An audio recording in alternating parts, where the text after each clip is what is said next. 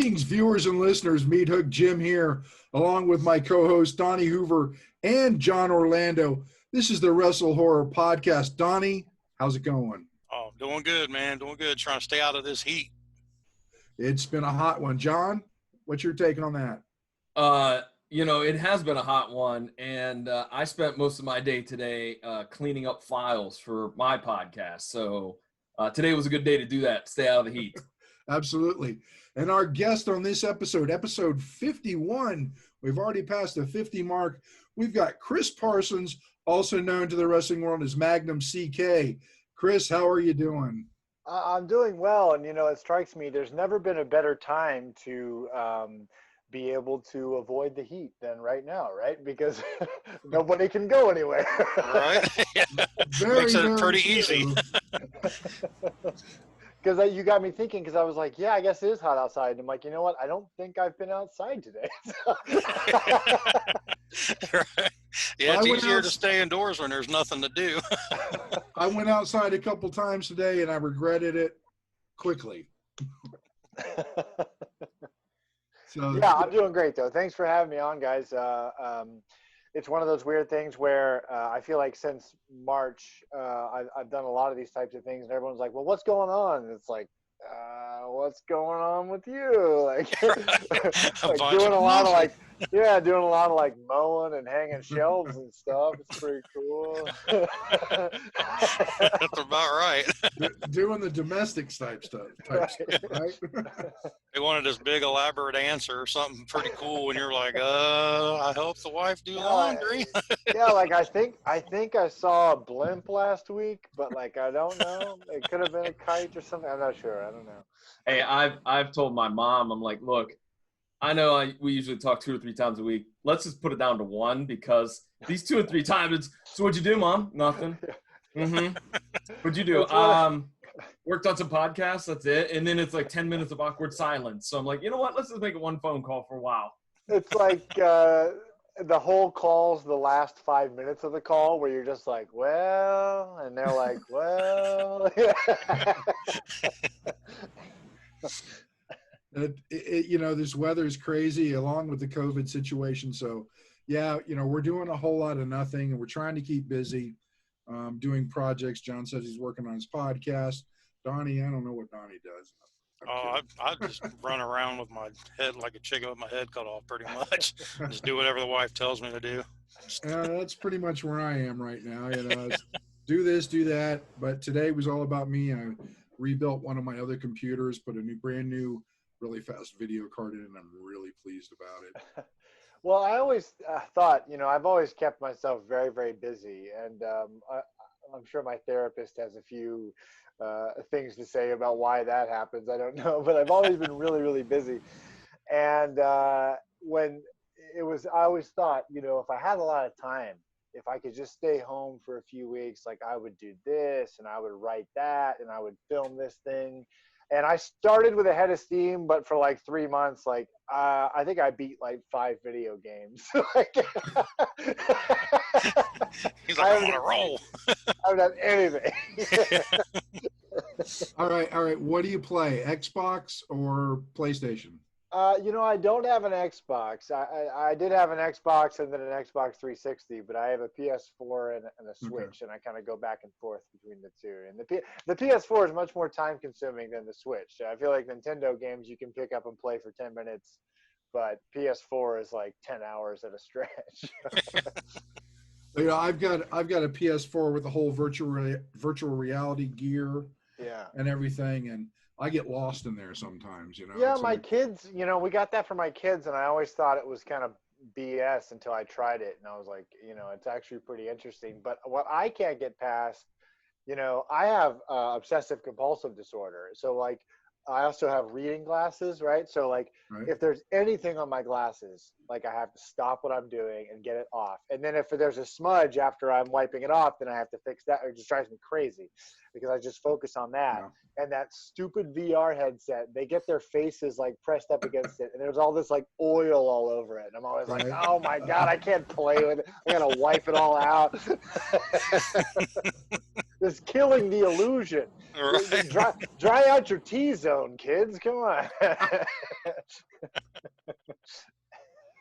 Well, do you try any horror games on that virtual reality? Okay, I have wasted probably $80 or $90 on scary games that like both of my girls were like, no. Like I want to play this. Like there's one like they do the Five Nights at Freddy's and but there's some more realistic ones. Right. Like I think there was a Resident Evil one, and then some other game where you just like it was like a $10 game where you just go through some like haunted mansion type of thing. And every time it's like a 20-minute discussion where it's like, listen, I'll buy whatever. I don't care. If I have money, I'll spend it on whatever you want. I don't really care. But I don't want to pay $40 for this. And then you play it for 8 minutes and then be like, I'm too scared. And then we never revisit it. It's happened every single time. It was just like a week ago. They wanted some scary game I'd never heard of.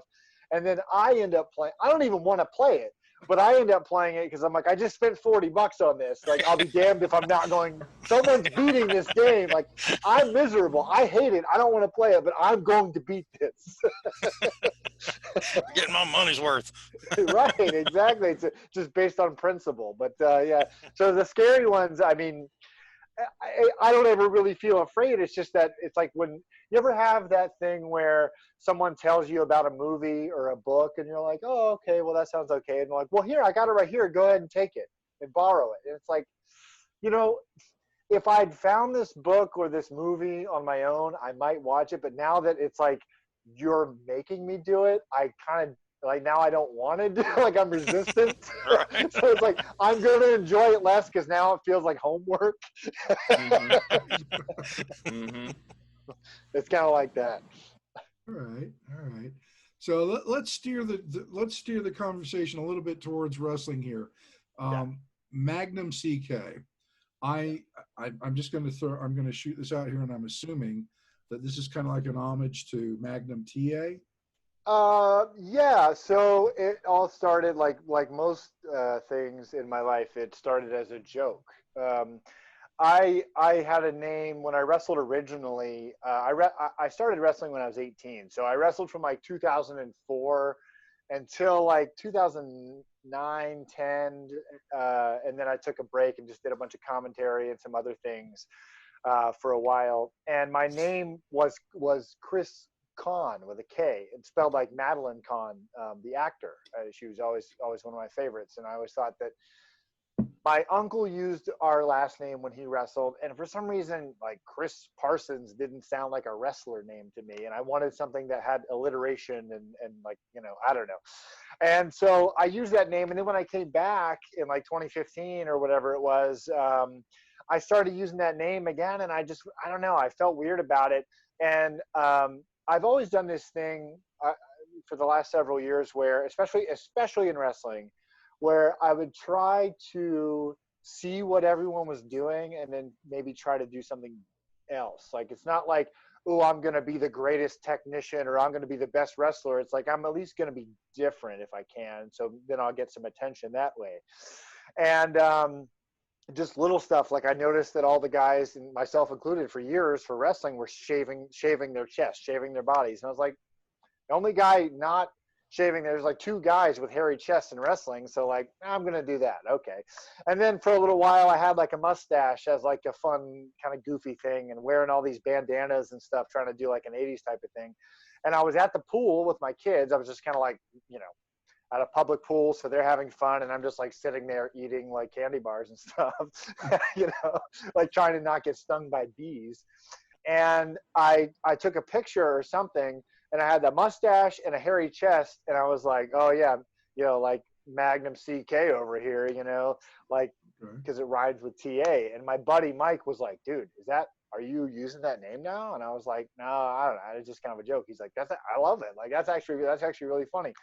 So I started doing it, and then it was one of those things where I started making announcers call me that, and then I got booked at AIW, and then they were calling me that, and it's like, well, it's kind of stuck now. I guess kind of my name now. And it's funny because most people never really bring it up. I mean, especially because my character took such a diversion away from like an 80s. I mean, I feel like my character could live in the 80s wrestling world, but it's not an 80s gimmick. You know what I mean? It's not like I coming out to, you know, Motley Crue and having bandanas down your arm and jean jackets and stuff like that. I just wanted a gimmick that would feel like the mid 80s. But the only person to ever make fun of me for that name to my face was Jerry the King Lawler. Yeah, because somebody was like, his buddy was like, oh my God, I just went to AIW. I saw this guy. He's got this really funny entrance, and like he loves Andy Kaufman, and you love him, Jer, and he, you know, he did this and that. And oh yeah, what's his name? Well, it's Magnum CK, and he's like, well, that's bullshit. Like he was like, he's like, how'd you find this story out? Did somebody tell you about this? No, it was on his podcast. So he's like Magnum CK, and the guy, you know, hosting a podcast is like, yeah, man, no, he's great. And he's like, that's like Magnum TA, like get your own name. And I was like, okay, first of all, Jerry the King Lawler. How many wrestling kings were there before you, Jer? Okay, like who'd you steal that gimmick from, Lawler? And I find myself getting all defensive, and I'm like, yeah, he's kind of right. Like, He's got a point. Nice.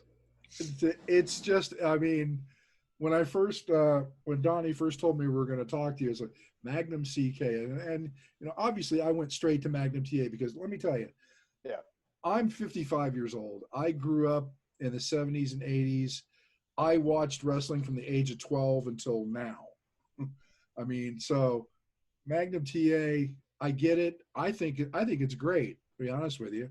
Well, so I was born in the 80s, but I grew up in the 90s. But Right. I watched all that stuff. You know, my uncle was a wrestler, and he exposed me to 70s and 80s wrestling for the mostly, and that was always my favorite. You know, and I always like growing up. I loved Bret Hart and Shawn Michaels and all that stuff. I was supposed to like, but I watched old tapes, and I loved Ric Flair, Harley Race, and I didn't have a satellite dish until I was like a teenager, you know, so I only got WTBS through the old school like antenna. So I was like a WCW kid. So I got all the old PWI back issues from my uncle, and I would read about. So I knew who Magnum TA was and all that stuff. So I don't look at the name as like, oh, you ripped off Magnum TA. It's not like, remember when the Giant came to WCW and they tried to say that he was Andre's son for like a minute? Yes. Like, I never tried to like rip off Magnum TA. It was more like it was an homage to that era, because technically Magnum TA is a ripoff of Magnum PI. So it's like, I'm like a ripoff of a ripoff. But it was more like just an homage to that style of naming, and like it stuck out, and it just kind of stuck. And I've never met Terry Allen, but I would hope that he wouldn't be mad at me. I would assume that he just doesn't know who I am. Well, I mean, I'm sure he's probably heard of you by now. I mean, come on. I think, but again, it's all in the intent, right? It wasn't like Right. I'm gonna make a name for myself on the back of Terry Allen. It was just like, yeah, it's kind of funny. Let's do it. Right. So, WCW fan, I get it. I grew up in Florida, so it's Florida Championship Wrestling, Georgia Championship Wrestling, and then WCW. Well, my uncle grew up right outside of Pittsburgh, and they got studio wrestling, and they for some reason got the Georgia Championship Wrestling. So I saw Georgia Championship Wrestling in Florida growing up, you know, all the time. So when you say the studio wrestling, Chris, are you talking about Bruno Sammartino, WPXI 11? That studio wrestling? Bruno and the Batman and Danucci and those guys. Yeah, Dominic Danucci. My God, I mean, my uncle was still booking Dominic Danucci in like 2008. I think.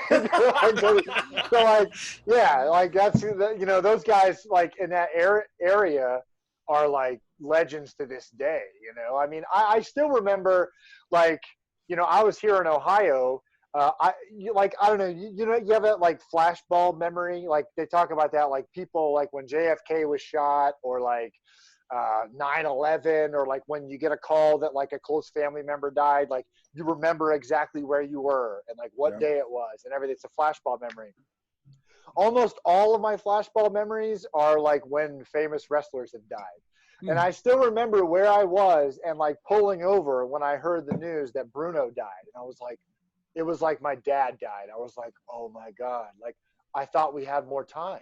Like I was like, I never got to like go meet Bruno. What was I doing all these years? You know? That was actually my first autograph as a fan. Oh man, I'm jealous. I'm really jealous. Seriously. You know, I have some. I've been very fortunate. Like a friend of mine sent a hat that says "The Brain," and it's autographed by Bobby the Brain Heenan with a little certificate of authenticity. He was like giving stuff away from his personal collection, and he autographed it or whatever. So I have a few of those like posthumous autographs.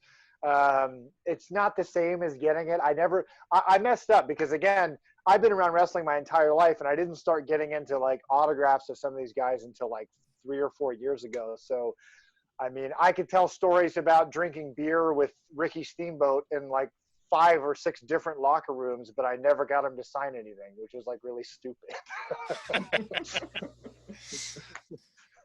Well, yeah, but at that moment, you know, is it just like, because I know you and I talked, you know, a few months ago with my podcast. It was ordinary for you. It wasn't, you know, you said you would just, Ivan Koloff would be hanging out in this gym with you, and it was just it's Ivan Koloff. It's not like it's not a big deal because you were exposed to it a lot. Well, I was getting, you know, I got smartened up at my very first show when I was like 4 or 5. Oh, well, see, it was 1990, or 1991, so I guess I was 5. And yeah, it was Wahoo McDaniel versus Ivan Koloff, and you know, they had good guy and bad guy locker rooms, and I remember going to the good guy locker room and meeting all the good guys, and then the good guy midget wrestler, and like yeah, and running around, and then my uncle's like, let's go to the other locker room, and I remember like wanting to shit myself. I was like, oh my God, like we're gonna go meet the bad guys, like I can't, like they're gonna kill me. And I went in and everybody was just normal, and I was like, oh okay, except Lord Zoltan. So I'm like 5 years old, and I'm like, you know, I know who Ivan Koloff is. I'm like, oh my God, like Ivan Koloff. I'm like shaking his hand, like all nervous, and then my uncle's like, see, like they're nice guys. Don't tell anybody, don't tell your friends, but like they're nice guys, And all of a sudden, Lord Zoltan just like swings open one of the bathroom stalls and is like looking around, like stalking around for me, and chases me out of the locker room. So like legit for like 10 years after that, until I was like, admittedly a teenager, I was scared of Lord Zoltan. Yeah, I started wrestling back in '97, and I think it was like either my first or second year I ended up having to wrestle him, and I'll admit I was like probably the most nervous I'd ever been. Well, you know, oddly enough, I never got to actually wrestle him until 2017 or 2018. I think it might have been 2017. And it was a show for my uncle in my old hometown, actually. Oddly enough, it just worked out. And they had him working babyface. And they had me as a heel. And I was like, oh, well, like, because I was like, well, what the hell am I supposed to do with Zoltan? Like, all my stuff I knew about Zoltan was like, you ring his arm, and he's like, no, and you're like, yes, you know, and you get the, like, all that stuff. And he's a good guy. And then, like, you know, like right before we go to the curtain, he's like, hey, just, you know, take it easy on me, kid. I'm like, are you kidding? Like, yeah, I'm going to be the guy to hurt Zoltan. Right. So we go out there, and I just start calling all of his old spots for myself. And then he realized what I was doing, like cracked up laughing about it. And then I did all the Zoltan shit while he was like, you know, Mr. Good, you know, babyface. Nice. You know, I got to say, Chris, I'm kind of jealous because you got smartened up so soon. I mean, obviously because you were pretty much born into the business. I was a big fan from the age of 12 to 16. You could not convince me that wrestling was not real. I had like, it was a weird thing. I went through a phase when I was young, probably until I was like 10 or 12, where I was like, I really suspended my disbelief, right? So it was like, yeah, I knew that my uncle's shows were kind of like, you know, because I mean, they'd have the show, and then you'd see every single wrestler after every fan left, like around the concession stand, getting whatever boiled hot dogs were left, you know? So it's like, yeah, like they all have like Band-Aids on their head and stuff. And like the guys who were killing each other are now like drinking beer and eating hot dogs together. So, but I always was like, but you know, WWF, man, like, I don't know, It's you know, like, yeah, like it seems on the level. And I was really in denial for a while. And I remember I had an older friend of mine, because I was talking about Shawn versus Brett at WrestleMania. And I was like, dude, no, like Brett's going to win because of this and that. Like, and I was all this stuff. And he's like, dude, it's fucking fake. Like, oh, sorry, I don't know if we can cuss him this. He's Oh, like, yeah, dude, fine. he's like, dude, it's fucking fake. And I was just like, oh, yeah. Oh, yeah. Oh, you're right. Yeah. Well, like, let's just enjoy it. Well, you know what really clued me into it and smartened me up was in the mid '80s. I was at a local show at the auditorium. It was Barry Windham versus Les Thornton. Barry Windham was the babyface. Wow. Thornton was the heel. And me and my best friend were out back waiting for autographs. Barry and Les both walked out together, and Barry looked at Les and said, "Let's go get a beer." It's like mind blown. That's weird for that era. I can say two things come to mind. When I first started wrestling, you know, I've always been a big fan of Rick Rude, and there's all those legendary stories of Rick Rude, like taking his gimmick to the bar and like picking fights with guys and like having his girlfriend go over and like kind of hit on a guy and then going and punching the guy in the face for talking to his girl, you know? And then everyone was always like, oh yeah, he's staying in character, he's keeping kayfabe. It's like, no, he's just kind of a dick. Like, he's like, he probably just was really tough and just wanted to beat up some guys. So when I first started, you know, I was a bad guy for years, and people would ask me, like, you know, fans or kids, you know, would come up and ask for autographs. I'm like, get out of here, you know, and I never felt good about it. I always felt bad. So I kind of pretty early gave up on that, was kind of like, yeah, sure, man, you know, like just kind of be myself until showtime. And then I remember another thing came to mind. I remember watching a kid's belief in wrestling drain out of his body one time at a show, because one thing that people don't know, especially in these indie shows, the foreign object from the tights, you know, it's usually just like a bunch of tape rolled up, or like somebody grabs something and just wraps tape around it, like a piece of plastic, anything, you know. Mine was cigarette wrappers. Yeah, there you go. So a quick note, the time I wrestled Zoltan, they wanted me to win dirty. So we said, let's do the old foreign object thing, you know, I'll keep pulling it out and whatever. And it was right before we went out, because I was in the locker room with a couple guys, and we might have had a few drinks. I don't know. I'm wrestling Zoltan. It's a night off, really. I wasn't driving anywhere, just wrestling. And we're getting ready to go out, and I'm like, Kenny, I didn't make a deal. I didn't make a gimmick. And he's like, just pretend you reached in and grabbed something. They won't know. And I was like, I was so nervous. Came time for the finish, I just put my hands in my tights, came up like this, hit him close, went back down like this. Everybody would have sworn I hit him with brass knucks, right? So at this one show in particular, it's like 2005 or 6, this guy was wrestling. He's terrible. I'm not even going to say his name because nobody would know it anyway, but he was awful. And he was paying the promoter a lot of money, so he got to wrestle like Abyss and do main events and stuff, and he was awful. But they made him a brass knucks out of literally like a circular piece of plastic. Like, you know, like the thing at the top of a milk jug? It's like, it was like that, but bigger. I don't know what it was, but it was just like a piece of plastic. So this idiot, this complete moron, hits his opponent. Bang. It might even have been, he might have hit JT Hogg, or, you know, it was one of those guys. He hits him with it, right? Then takes the foreign object and throws it into the crowd. Whoops. And I'm watching from the side, and I'm like, no! Like, what are you doing? And I look, and 1, 2, 3, right? So-and-so, he's out. If it was, I don't know, JT Hogg, whoever it was, just out cold. This idiot's up celebrating, and I look over, and I see a little kid pick it up, and he's like squishing it and like hits his brother with it. And it's like, oh, it's bullshit. I was like, oh. Yep. Crushed their dreams.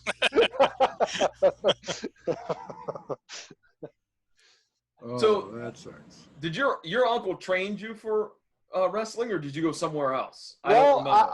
I mean, in a way, I mean, when I was growing up and as a teenager, I would always get in, and he'd show me some stuff and mess around, and then when I first started, when I turned 18, there was a place in Parkersburg, West Virginia, my old hometown, called NWA Tri-State.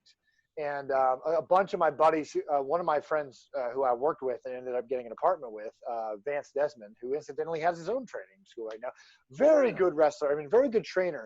But he wrestled there and was like, hey, just come on down. Like, we'll just get you in the ring and we'll start teaching you some stuff. So I get in, you know, and I'm rolling around and I'm kind of feeling, I was kind of, I will say, like, not to be whatever, but I felt very comfortable in the ring from the very beginning. I know I'd spent some time in there, but, you know, the first few training sessions, you know, I kind of flew under the radar. The promoter didn't know I was there because I kind of just fit in, you know. And after a couple of sessions, the promoter comes in and he's like, hey, you know, who the hell are you? And I roll out and I'm like, hi, sir, you know my uncle and you know, you probably owe my uncle money. And hi, can I train here? You know, and he's like, well, yeah, sure, Vern, you can train here, but it'll be $50 for a tryout. And then it's $2,000 or whatever it is. And you can pay me in installments. And I'm like 18 and I think I was crashing with some buddies. I didn't have a place to live. And I was like, well, that's the end of wrestling, I guess. And then I had an idea because my family had this old, my grandma had this old like church building. All right. And it was like this old Baptist church that was closed down, but it was built in like 1889. And it had this like stone foundation out in the middle of nowhere outside of Parkersburg. And at that time, they were only training once a month because whenever they did their shows at the city park. And I was like, hey, sir, I have an idea. If you, the rest of the month, would like to train people and make money off of them, you can use my grandmother's building for free. And meanwhile, I hadn't even asked. I just offered it, right? And you can use this building for free and charge everybody all you want if you'll just let me train. And he was like, yes, absolutely. So we'd set it up there and tear it down every month. And I got hundreds and hundreds of hours of free training and matches just out in the middle of nowhere. And then that's when I started, you know, you start the normal way, you know, you do some battle royals. And then we had about 4 or 5 months after that training, we had a show in Glenville, West Virginia. It was a free show, like a university, Glenville University paid for the show. So it was like free admission for students. And it was like 2,000 fans. Right? And I'm thinking, I'm just in the battle royal. Dusty Rhodes is on the card, Jeff Jarrett, Abyss, a few other people, but those were the three. I mean, you know, Dusty and Jeff Jarrett, my God. And all of a sudden they came up and they're like, you're on third. You're tagging with so-and-so and so against so-and-so. And I'm like, oh my God, I have a match. And I look over, the first match starts and I look over and I see Dusty's peeking through the curtain, watching every second of it. And I'm just like, I have to wrestle my first match in front of Dusty Rhodes. And like, I didn't even know I was wrestling tonight. So I just got thrown right into it. Well, you mentioned a name that I haven't thought about in forever, Vance Desmond. Yeah. Jeff used to use him all the time, you know, for quite a number of years up in OCW. He was always very, very talented. Very good dude, too. He's an excellent hand.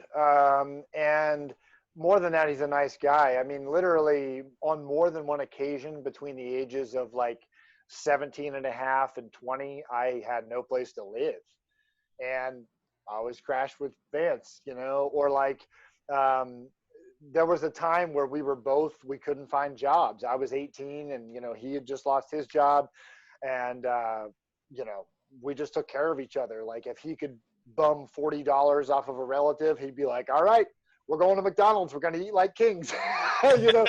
So like, I mean, he was the closest thing to like a brother I had in those years, you know? So he's just a genuinely awesome, nice guy, like to this day. And he's very successful now with businesses and things like that.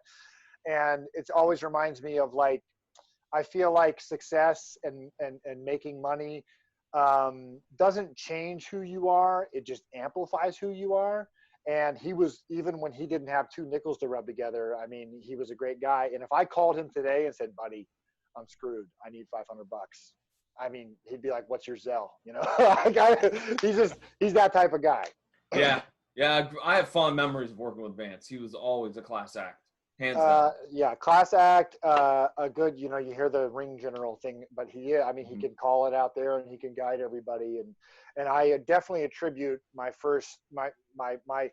knowledge of the fundamentals. I mean, that was one thing, like, especially as I started to leave wrestling a couple of years ago, guys that I really respected, like Colt Cabana, or, and names I didn't expect, like Nick Gage and Eddie Kingston, and a bunch of people coming up to me and be like, dude, you're a good worker. Your fundamentals are there, and you have all that flash too, and you did it the right way. It's because of Vance. He taught me all those fundamentals and just drilled them into my brain, literally through drills. Right?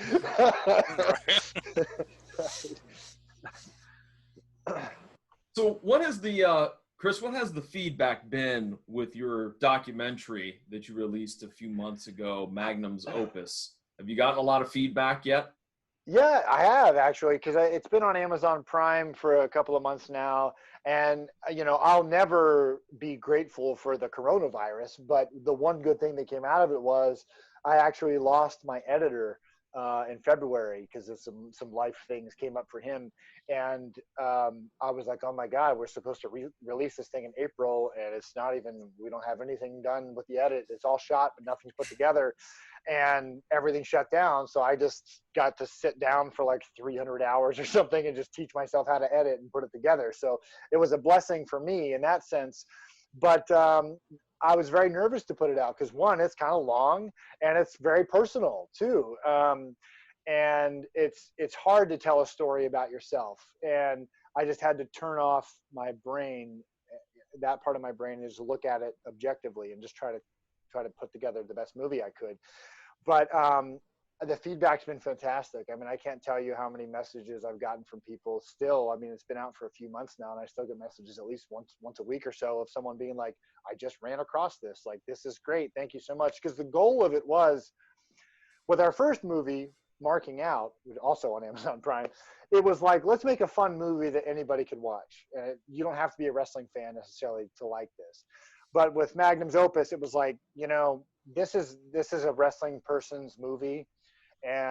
But I don't want it to just be about that. I want there to be a message, that I want to convey in my life, for people to carry forward. And I think that wasn't lost on people. The message is in the movie. Yeah, if I could step in on that note, actually with Magnum's Opus, I actually took two things away from that. To start out with, you had worked with us at New Ohio Wrestling. We had brought you in one show to tag with Jock, and then we brought you back for the first Arnold tournament, and you came in and worked with us that weekend. And it was after meeting you and talking to you and then just seeing your work, I couldn't really put my finger on it, but I always knew there was something different about your performances compared to everybody else's. And I never really put it together. I was just like, I was like, there's something bit different about him. I'm not sure what it is, but, I was like, we're going to go with it. It's cool. And then after watching Magnum's Opus is when I finally figured it out because of your theater background, which we can touch on here in a little bit. And like I said, I may be totally off on this, but this is just my opinion of what I've gotten, is most wrestlers, including myself when I wrestled, go out there and be wrestlers. And they do their wrestling, they do their stick, their gimmicks, all that. What you did was different, was you went out and did theater with and added wrestling to it. The wrestlers went out and wrestled. You came out as Magnum CK and you did your character and your performance. And you could tell it stood out, like all the things you did, your mannerisms, you could tell that you really were Magnum CK as compared to just some guy getting in the ring with a big robe and wrestling, and I didn't really pick up on it until I watched Magnum's Opus and you had mentioned it. And then you had talked about it with your theater passion and all that, and how you brought that into your character. And I was like, that's what it was. I was like, I couldn't figure it out. But so that was really unique seeing that. Well, I appreciate it. And gosh, I think I started doing theater about 18 years ago. And since I've done, I think this weekend will be my 35th lead role in a play or musical. So I've definitely put the time in, but that's part of it. When I came back to wrestling in 2015 or 16, that first match back, it hit me because I was very nervous coming back. And I'd been driving back and forth to Philadelphia to train, and just really trying to put my time in, but I was still very nervous. And then I got in the ring and I looked around, and since the last time I'd wrestled, I'd done a ton more theater. And I was like, oh my God, this is just theater. And then like my nervousness just all went away and I started working, and so that was a big revelation. But one thing I learned, I was lucky enough to do some work and some training at Second City when I lived in Chicago, improv, which is the most terrifying thing aside from stand-up that I've ever tried. I mean, I was much more successful personally at improv than stand-up, but they're both equally terrifying. But the first instructor I had there told me something very important, and which was, the Harlem Globetrotters had to learn how to play basketball first, right? And I think that's what served me well in wrestling, because I learned how to wrestle first and then learned how to be a performer. And I think some people learn how to wrestle and never learn how to be a performer, and some people never really learn how to wrestle and just go out and perform. And it's like a guy that comes to mind that this reminds me of. I don't know if you guys how familiar you are with RJ City. Yes, I'm familiar with Okay. it, yes. He's one of the flashiest, most flamboyant, over-the-top performers, but that guy's fundamentals are sharp. I mean, he is a good wrestler, and a lot of people don't realize that. And I've known him for a long time, and I didn't even fully realize it until we worked together. I was like, oh, man, this guy, this is a night off. This guy is great because he knows how to wrestle, just like the Globetrotters know how to do free throws and how to dribble and how to do all the basics, and then they can entertain everybody. So I think that's the key to – I also have probably maybe to some wrestlers a controversial look at wrestling. To me, it's acting. And I think that's – people take offense to that, and like the fake word, people take offense to that. And I get it. I mean, if someone came up to me and was like, what you do is fake, that kind of pisses me off, because it's like, well, I've got x-rays to show you how fake this is. Right. My nose hooks to the left a little bit if you want to know how fake it is, but yeah, you could just listen to my knees and elbows and ankles crack and pop, and we'll see how fake it is.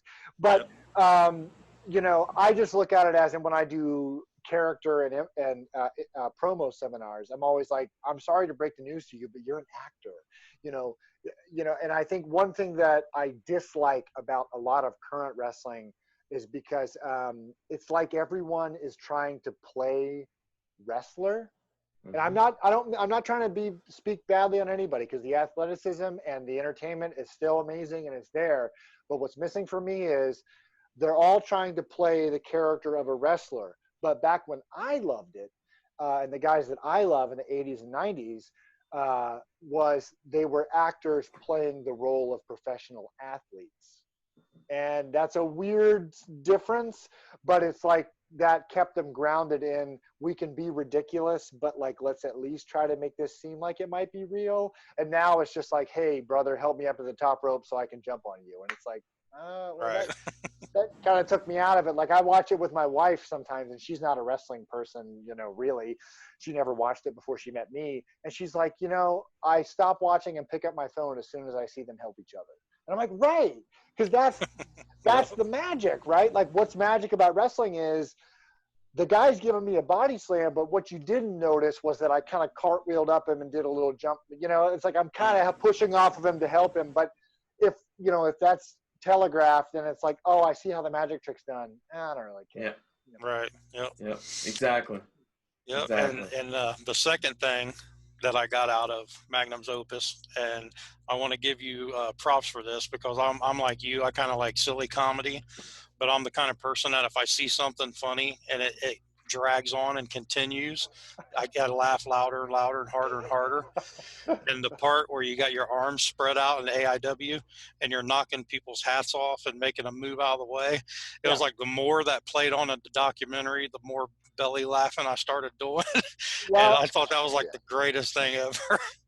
So I appreciate that. And I think I talk about how that was kind of just a goof at first. The week before I debuted at AIW, I did that just to try to make my wife laugh.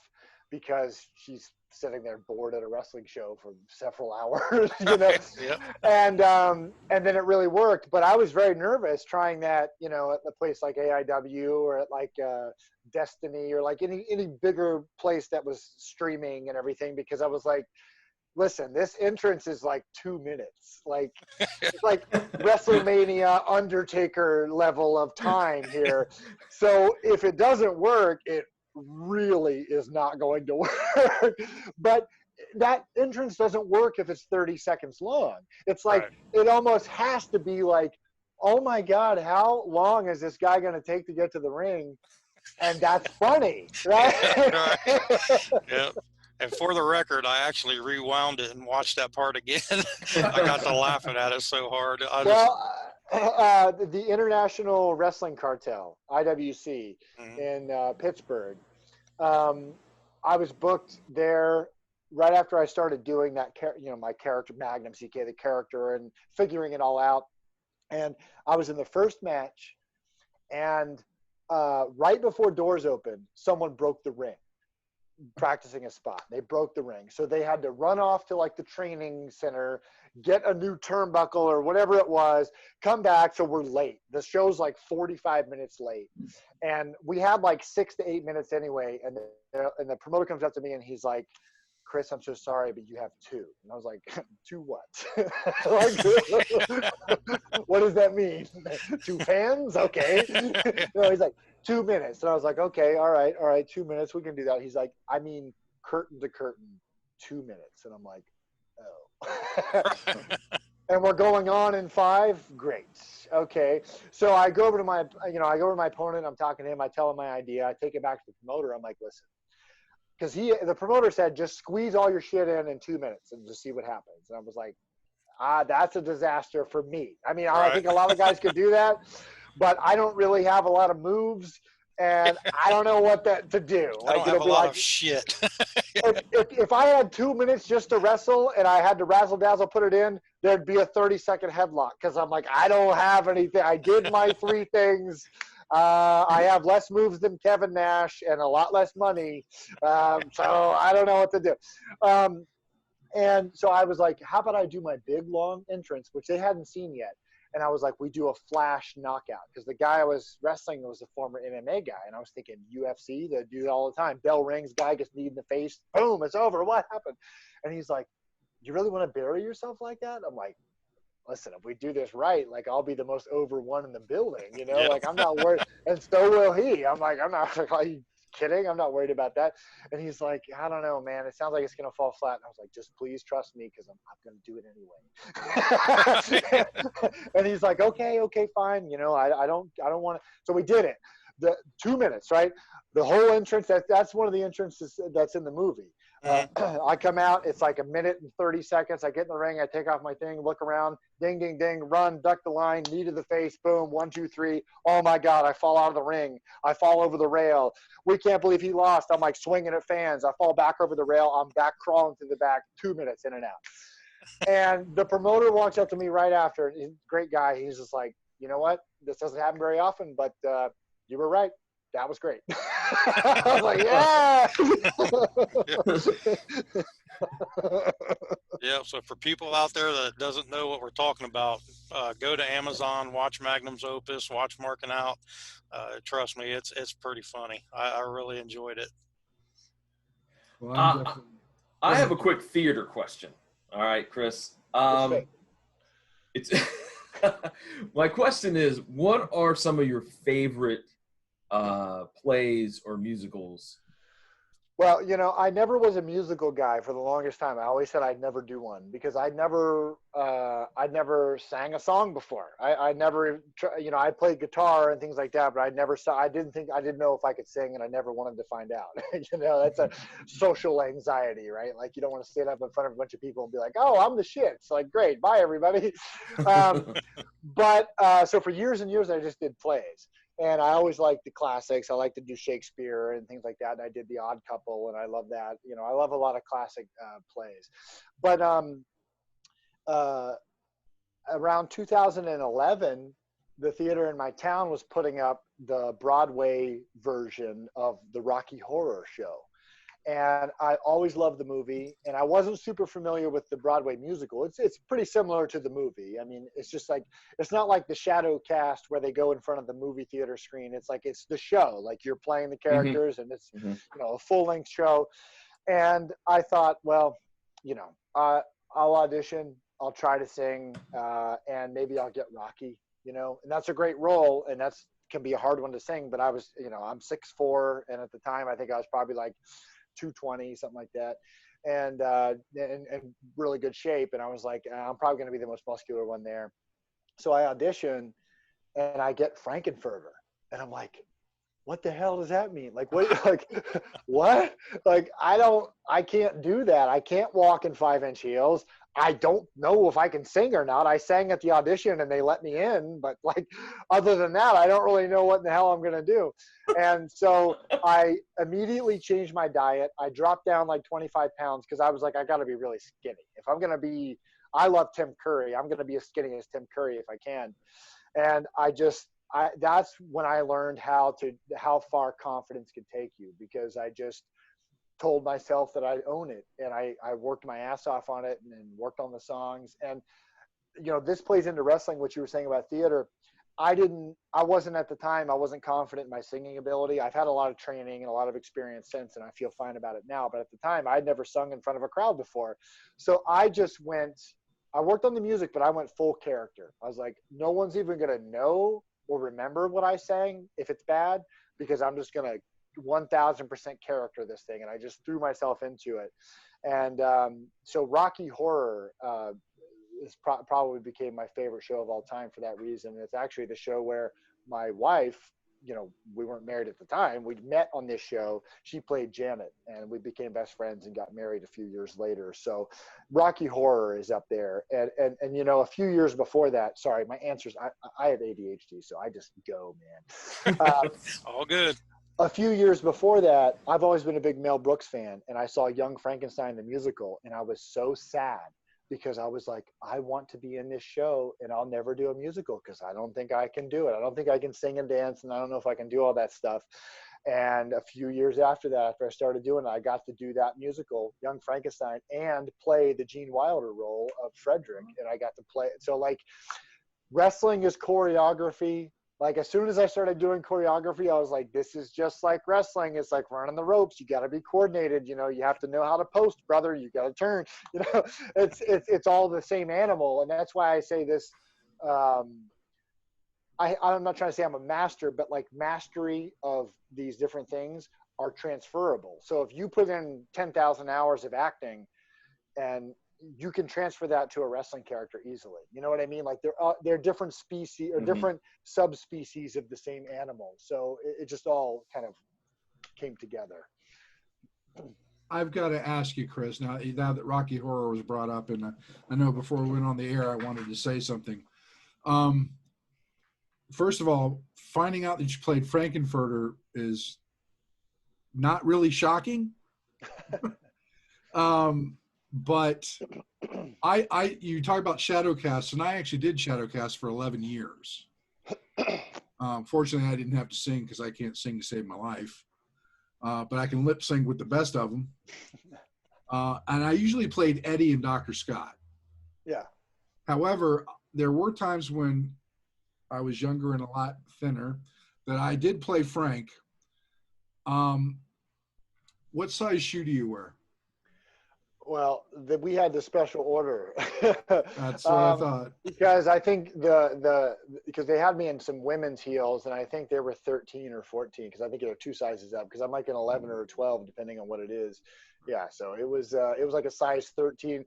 Actually, I remember because the costumer was like, she was like, honey, these are female shoes. There's not a woman who's comfortable in heels, because we all buy shoe sizes that are about a size too small. So I'm getting you the size too small. I was like, ah. So I had like these calluses and cuts all over me. But they put me in 5-inch heels. I had to do all my rehearsals. They put me in 5-inch like wedges, and those are even harder to work in. So I really got used to it. But it's funny because I really had to learn and teach myself and figure out how to walk and dance and move quickly in those. And as a tall person, that's hard because I have a large gait, and the key to heels is taking small steps, legs in front of each other, right? And I see women all the time walking down in my town here in heels, and especially like college girls, you know, probably for the first time running in heels, and I'm like, oh honey, like, oh, I wish I could help you. Like they're just like cramping around, and I'm like, oh no. Chris, I gotta say, I feel your pain because I'm 6'4" also. Yeah. And when the times I had to play Frank in those heels, it's like, yeah, I had to rehearse to slow my gait, you know, to shorten my gait. It's hard for guys like us that are tall, and you know, we're not used to walking in short gaits. It's a long stride. It's just like anything else. The hardest thing to learn in wrestling school is running the ropes, in my opinion. Right. I picked up the rhythm pretty quickly, but just being in thousands of training classes, that's the thing that everyone struggles with. And it's just repetition. Repetition is the mother of learning, right? It's the same with all that stuff. I mean, everything's the same formula. It's I not to name drop, but I always try to give credit because I wrestled Norman Smiley a couple of times, oddly enough. Yeah, I don't know, it's weird. And super nice guy. And he always told me that when he first met Rey Mysterio, he was so impressed because Rey Mysterio would be in the locker room, like dropping all this like life knowledge and philosophy. And he was like, what the hell? Like, okay, this kid's like 20 years old. Like, what? But Rey told him, and you know, Norman Smiley told me, success is when preparation and opportunity meet. So I will never be unprepared for any of that stuff. So it's like if I have, because like the auditions for Rocky Horror were the weekend before my first wedding, right? So get that. I met my wife now. I met 6 days before I was getting married to someone else. Okay.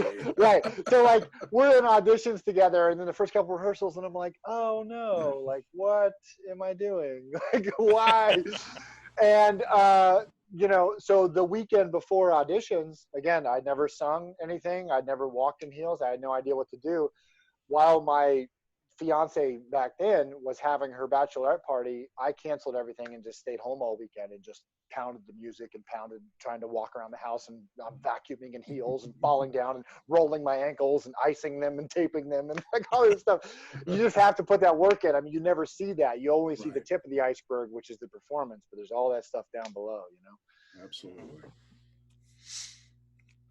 So, gentlemen, we want to steer a little bit towards horror now because, I mean, Rocky Horror isn't really horror, as you know. It's musical. But what about horror? Now, we were talking about horror with you before we went on air, and you mentioned you have several horror tattoos. Oh, yeah. Well, so I grew up, I didn't watch a lot of, like, we had one TV, you know, it was kind of in that era where we still had one TV. And so I didn't have a lot of say in what was on. So it was a lot of, like, adult shows. I don't mean adult, like adult. Right? Like, it was like, if they wanted to watch Candyman, like, I'm 8 years old and we're watching Candyman, I guess. So I grew up kind of watching that stuff, and then with my friends. And the first novel I ever read or tried to read all the way through was a Stephen King novel, The Dark Tower. And so I've always had a penchant for that type of stuff. I've always liked horror, the horror genre. And so, yeah, I have like the big Dark Tower, like the big first chapter, you know, Gunslinger and everything. I'm a big Stanley Kubrick fan. So The Shining is my favorite movie, even though that's like two worlds colliding because it's like Stephen King versus Stanley Kubrick. And like, to me, they're both geniuses, but they hated each other. And they, you know, like, Evil Dead. I have an Evil Dead tattoo. I have Friday the 13th. I have the like 3D 13. Okay. Freddy Krueger glove. You know, actually, I don't know if you guys know this. There might not be that many left, but there's a new Friday the 13th box set coming out. Did you see that? Oh no, I haven't. I have not seen that yet.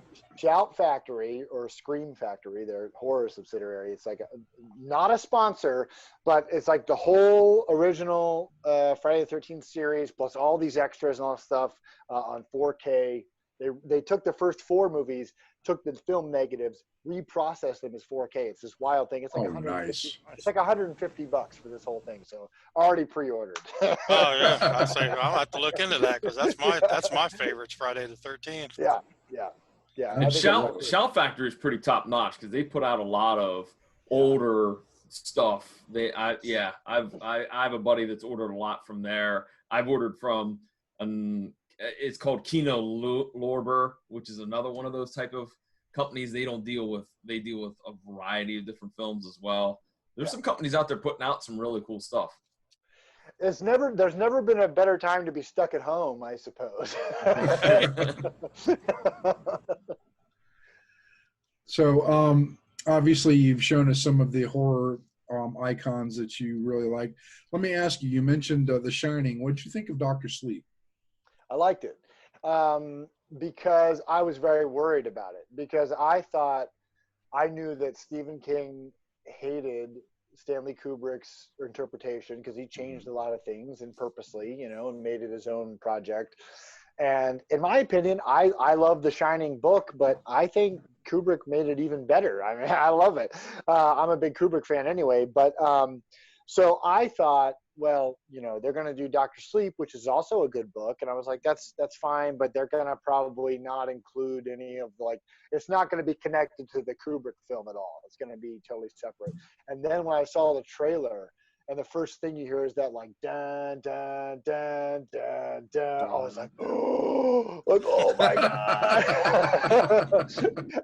And it was weird though. I don't know, not spoilers or whatever, but they kind of put Jack in it kind of, and that was weird. But I did enjoy it. I really liked it. Well, I've got to agree with you. It surprised me as well. I was on the fence like you were about it. And when I watched it, it's like, wow, okay. I can deal with this. This is good. Ewan McGregor's never done anything wrong to anybody anyway, so he's great. What you speaking of Ewan McGregor, what you can't see right now, because I've got my zombie green screen behind me, is the entire room I'm in, which is my bedroom, is nothing but Star Wars. Oh, right. I've got all the movie posters. I've got the Darth Vader helmet. I've got the lightsaber over here. Everything. So. Yeah, Ewan McGregor I think he did great in the first 3, the prequels. Not that everybody loved the prequels, but he was the best part. He was probably the best part of it, I'd say. Yeah. No worries there. So supposedly, I'll throw it out there, Chris and Jim and Donnie. Yeah. I don't know the title of it, but there's supposedly a Kubrick documentary done by his daughter. Oh. It's supposed to be really, really good. Because she just filmed it on the various different sets she was on. Oh. But it's pretty she's pretty wide open, because there's some really harsh stuff in there. There's supposedly a scene where Kubrick's just unloading on Shelley Duvall. Oh yeah. Well, that would be interesting to see, because that's a famous Hollywood story, right? That scene where Jack's chasing her up the stairs, they did it 170 takes or whatever, and he was berating her, making her feel terrible, and got this great performance out of her. But yeah, I'd love to see some of that. I'll have to look that up. Have you ever seen any of the footage of Jack Nicholson on set getting ready for the Here's Johnny, the axe thing? Have you ever seen that? No. It's terrifying. He's there's someone going through with an 8mm camera or something, just kind of filming, and he's just in the corner talking to himself and jumping up and down and it's just oh my God. Oh wait, I think I have seen that. Yeah. Yeah, because he's I don't know if he always was, but back then he was a method guy, so he was in it. Yeah. Mm-hmm. Well, being that you got theater and horror and wrestling and all these backgrounds, have you ever done any, which is one of the things we specialize in as well, especially Jim, is you ever dabbled in haunted houses and worked for any haunted houses or anything? I actually did do one, and they had me doing a Frankenfurter type of character.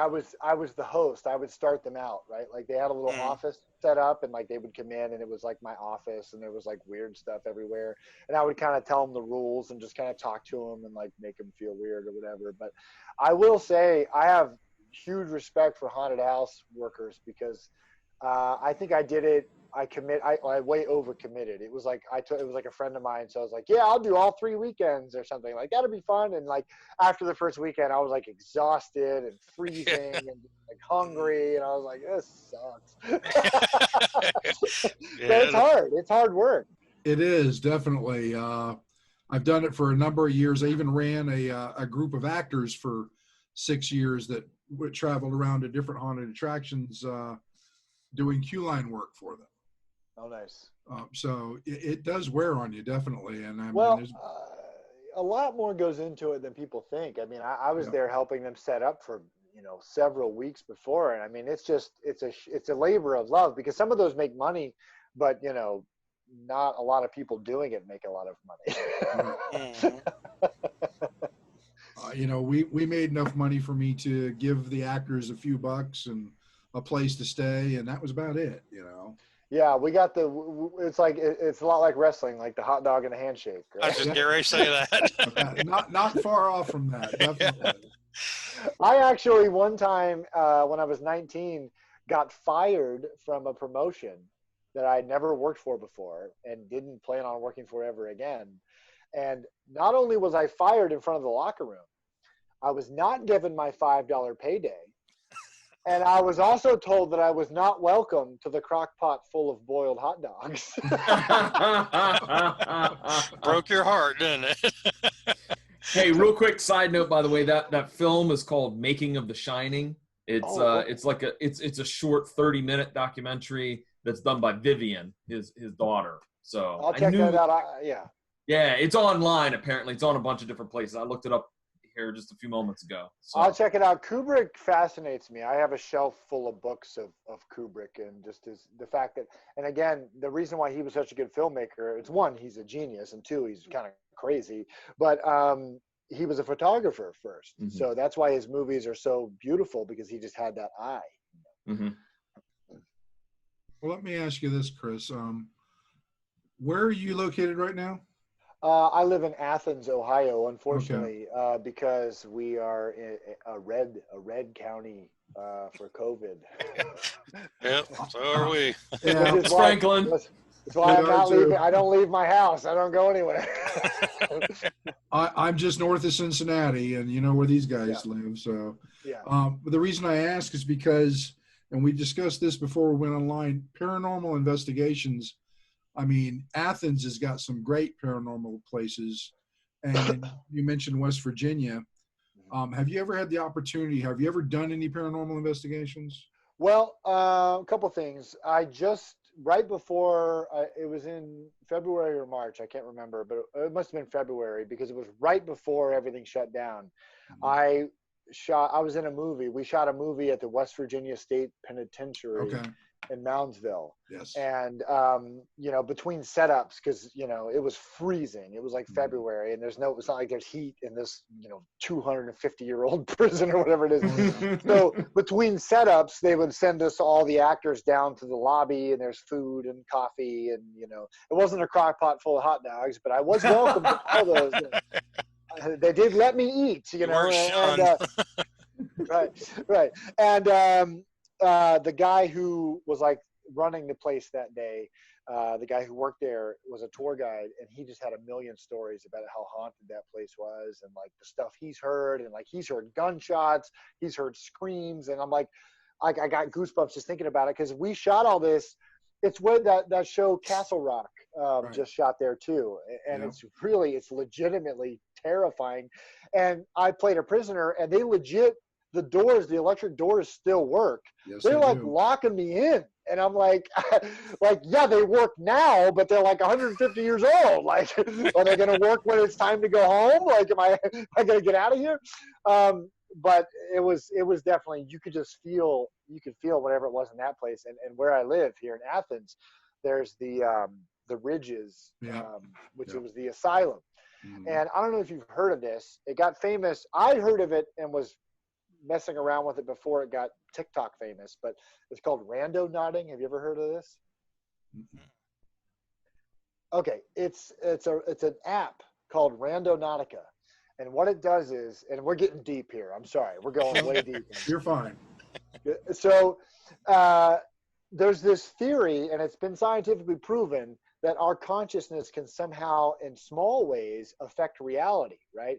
So like when they do these electron tests, like they can have people concentrate and it'll change the way things move, and it's crazy.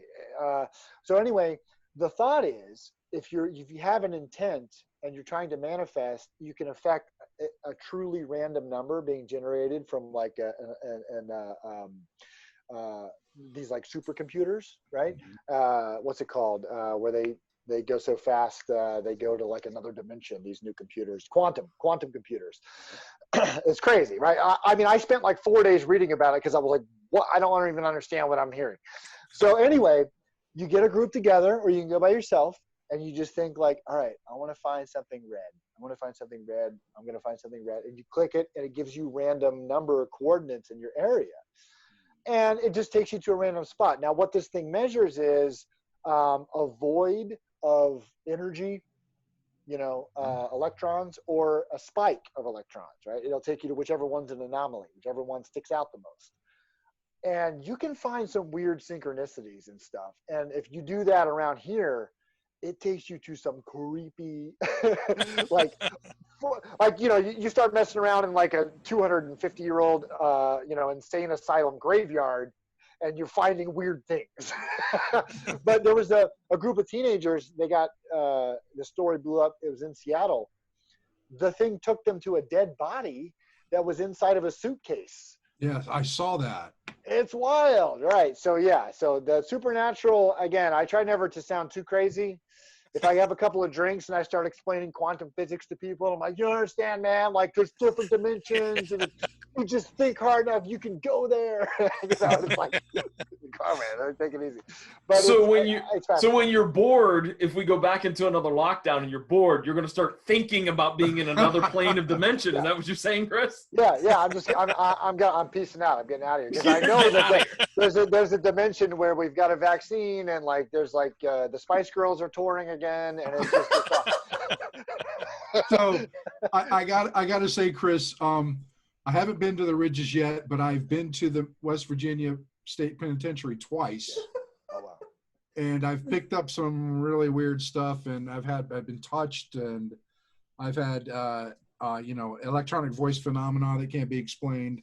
Yeah. So I'm right there with you. And I know, John, we were talking about paranormal stuff before we came on the air.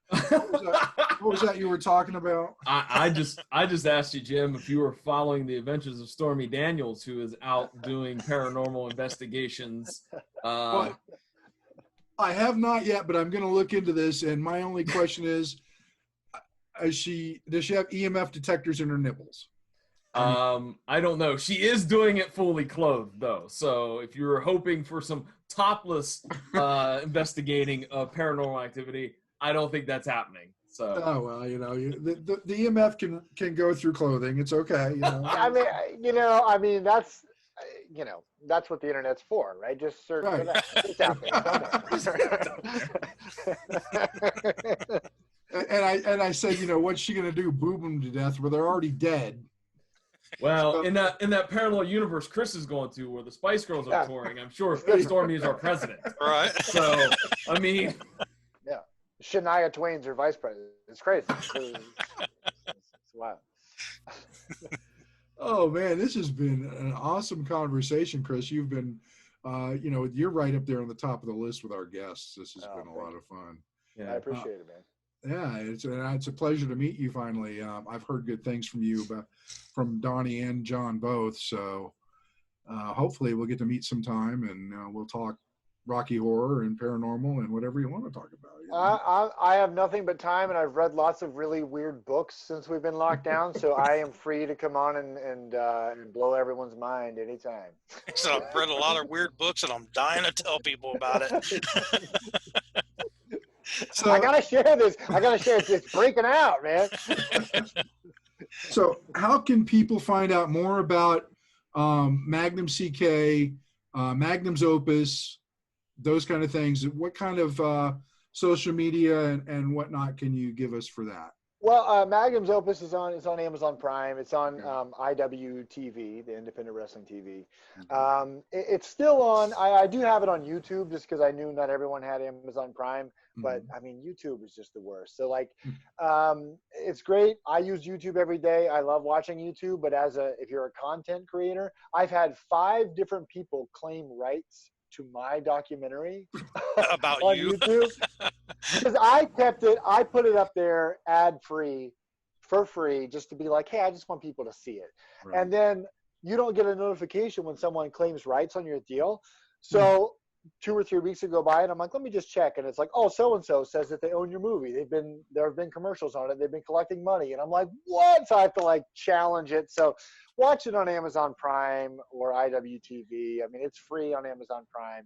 But really, I do try to keep active on Twitter. I try not to get too crazy on there, but it's at the Magnum CK, because there's like 5 other Magnum CKs, which I don't. And like one of them, I don't remember which one. I think it's like Magnum -CK or something. He's like problematic on Twitter. Like he is like alt-right, white nationalist, like George Soros stuff, and I'm like, please God, no one thinks this is me. I don't want to get fired and canceled because this guy's lost his mind. Like, I'll read books about other dimensions and stuff, but like, okay. That's where I draw the line. So it's the one with the picture of me on it. So. Well, it's been an absolute pleasure talking with you, Chris. Again, I would love to have you back on the show because this has just been an amazing conversation, and I'm sure there's a lot more that we could talk about in the future. Yeah, actually, I do want to step in because I did forget to ask him something. Please. When we do have wrestlers and people like this on, we always try to pick their brain and get a piece of information out of them, a tip for other wrestlers and trainees and stuff to use. Your bread and butter is obviously promos. You do promo training classes and all that. Can you give us a couple tips or a tip or your biggest tip on promo work? Because for independent wrestling, we both kind of have to, admit that it's not the best out there. So, I mean, what could you do to help other indie guys out there? Well, I could, because the seminars I do are sometimes like 2 hours long, but so I could talk about it for a long time. But just off the top of my head, just even buying a tripod and setting up the camera landscape style, because there's never been a better time to have to make video because your phone's a movie studio. I mean, people make entire projects off of iPhones and stuff. And I did some promos where I'd use some nicer cameras that we had, multi-camera shoots, just because I had it. But 90% of them were just on a phone. And then I got fancy and I started getting like a wireless mic lav I'd put under my shirt or like, stuff like that just to get the audio a little better. But that's a simple one. Background. All these ones I see, if I see another seatbelt in a promo, I'm gonna come back to wrestling just so I can quit. Get out of your car, and have some depth in the background. Go find a cool part of town. Go find something cool behind you. Make it look like a picture. One Google search on just a cinematography theory and just how to frame a shot. Well, people won't realize it, but subconsciously they will enjoy that video more because it's framed in a pleasing way. And then as far as content goes, simple. Keep it simple. I never really sat down and like wrote out promos. I always kept a little note app in my phone if I had a line or an idea or a theme of a promo. But it was always like, try to do something a little different every time and stretch myself and be a little different, stand out. Don't say, 'cause tonight. Don't say, I'm here for one reason and one reason only, right? Like, don't do any of the like normal platitudes and sayings. But I feel like the more you try to stretch yourself in these promos, the more of the character you'll find, because the harder you try, the worse you'll do. And I don't mean be lazy. What I mean is the more I tried to find characters, and this is with wrestling or acting, and pushed it, it never came. But when I got to that point of frustration and then I stopped, it's like your brain waves open up and the character finds you. John Lennon has a very cool thing that he always said, which was like, I'd be playing on the piano for 6, 7, 8 hours trying to figure out what the hell to write. And then I'd finally be like, I suck at music. I quit. I'm making a sandwich. And he'd get halfway through the mustard and be like, oh my God, I have an idea. And he'd run back to the piano and he would write a song, right? And it would be a hit. And he'd always say you had to go through that toil and that frustration to open yourself up to whatever that creative, that tap into that creativity is. But promos, keep it simple. Have a message and stay on message, I guess. I always had an interesting way to start, and then my point, and then an interesting line to end on, or something impactful to end on.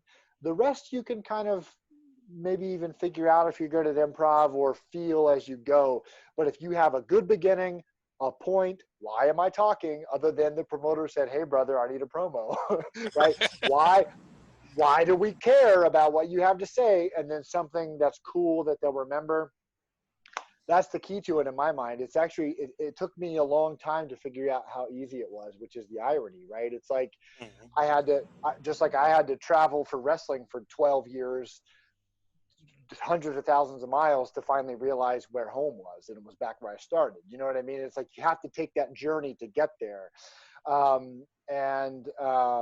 My probably most popular promo, I don't even say a word in. I was going against PB Smooth, and I was in New York to see some Broadway shows. So I just leaned on Schubert Alley right there. Nice background, New York City happening behind me.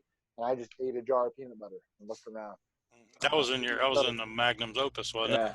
Yeah. Yeah. Well, I put the whole thing in there too, because it's way too long, but it was like, that's kind of the theme of the character, which is like, you got to sit here for 90 seconds. Sorry. But don't be afraid to get creative. Like, people send me promos all the time especially after I have classes with them, and they'll be like, what do you think? And I'm always very positive. And I just feel like the more you try to be different, the more you'll grow and stand out. I mean, it sounds simple because it takes a lot of toil and effort to get to the point where you realize how simple it is. Right. If I could ask you another quick one, Jim's daughter, I mentioned to you before we started, is training with Cody Hawk, and she's coming along good as a wrestler, but she's having issues with camera shyness. Do you have any tips you might be able to give about her being more comfortable in front of the camera? Reps. For anybody. Repetition. You have to do it a million times. Your eyes give everything away, right? I mean, the eyes are the window to the soul for a reason. And if you ever watch a movie, you'll realize that the best actors are the ones who give you their eyes, right? And you can see what they're doing, and they're not pulling faces on camera, but it's all right here in their eyes. So that's why Bret Hart wore sunglasses for so long, because when he was doing those promos in the 80s, he's, oh God, what am I going to say? And I'm so nervous. So he put the shades on, and then he just looked cool sitting there, like, oh, me and Anvil, we're going to go out there, my brother Owen, and like, so it's like, he seemed cool. So whatever she could do to make her, if it's something like that to start out with, just to get comfortable. But you just have to realize that the camera, you have to resign yourself to the fact the camera is an X-ray and it's going to see right into your brain. I mean, and you just have to be okay with that. You have to get used to being exposed. And there's almost a certain comfort in that. Once you accept that, like, good or bad, we don't have a net and we're going, it's almost like you can relax, because it's like, I don't know, pedal to the metal, here we go. So I would say, don't pretend the camera's not there. Don't do all that. Just do it enough times to where it doesn't seem like a big deal. I mean, I remember driving to New Jersey for Capitol Wrestling, I think it was, and I was late because there was like a traffic jam and all this, and then the parking was messed up, and I had to go run back out and move my car. We're going live, and we're match one. We weren't even match one. We were match 0, which I didn't understand. Like, I don't know how. They're like, you're on 0, and I was like, so just like go home, or like, what does that mean? Like, okay, we're 0, and they're like, but we need a promo, and we're going live, with it on the feed, and I'm like, oh God. So I run up, and they're like, you have 90 seconds. And I was like, I have 90 seconds? Like, you just told me I have a promo, and you want me to go a minute and a half? So I was just like, right into the camera, just like, who cares? I'm going for it. It's Roddy Piper. Whether it makes sense or it doesn't make sense, you got to give me an A for effort because God here and I'm gonna do this and I got hair coming out my nose, young and like and all this stuff. And it's just like as long as the energy's there and you're going for it, I think it'll start to work. So just there's nothing to be afraid of. I mean, acting is failing a million times. I mean, that's just what it is. And you can't be afraid because as soon as you're afraid to look like an idiot, you'll look like an idiot. So just be like, I'm going for it. Who cares? F you. Oh, I got that down to a science.